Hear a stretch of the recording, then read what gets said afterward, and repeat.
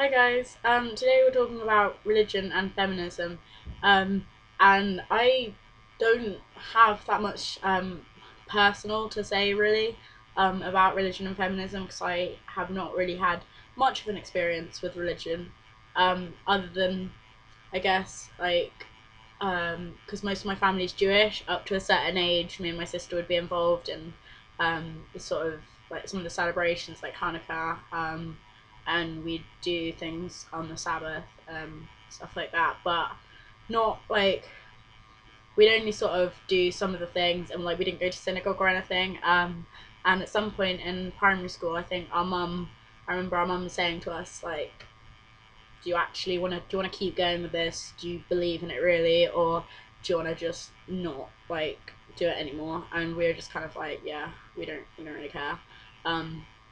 So that was yeah, the extent of my religious upbringing. And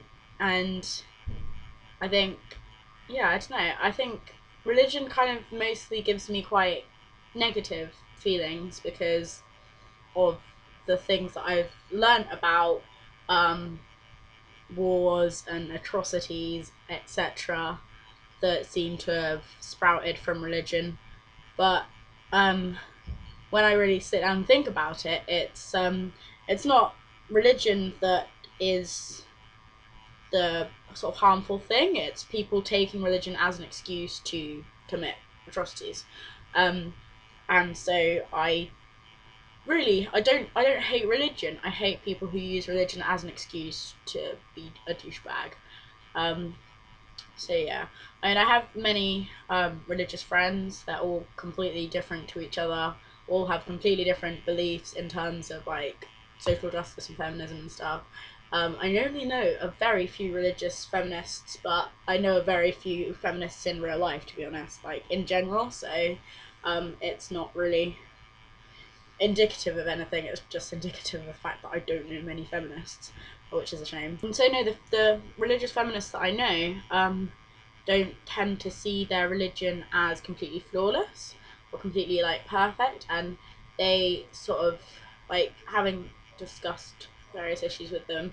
Um, I always hear the same thing: is that it's all about interpretation, and that people who interpret particular teachings and particular religions as like a reason to oppress women or some really problematic things, um, they would argue that that is that person's interpretation that has been influenced by a patriarchal society. So I don't think religion is at fault, like, or the start point of oppression. I just think that like the the teachings and people's interpretations of the teachings of it is a symptomatic of the social structure in which we live. So I think that you can be religious and you can also recognize the underlying power structures and recognize that you're you don't completely 100% agree with particular things, and that you're going to still be religious and still fight against patriarchy, which some of my friends do, so that's awesome. I don't know, those were really rambling thoughts. I'm a bit clueless and a bit ill, so I'm going to go now.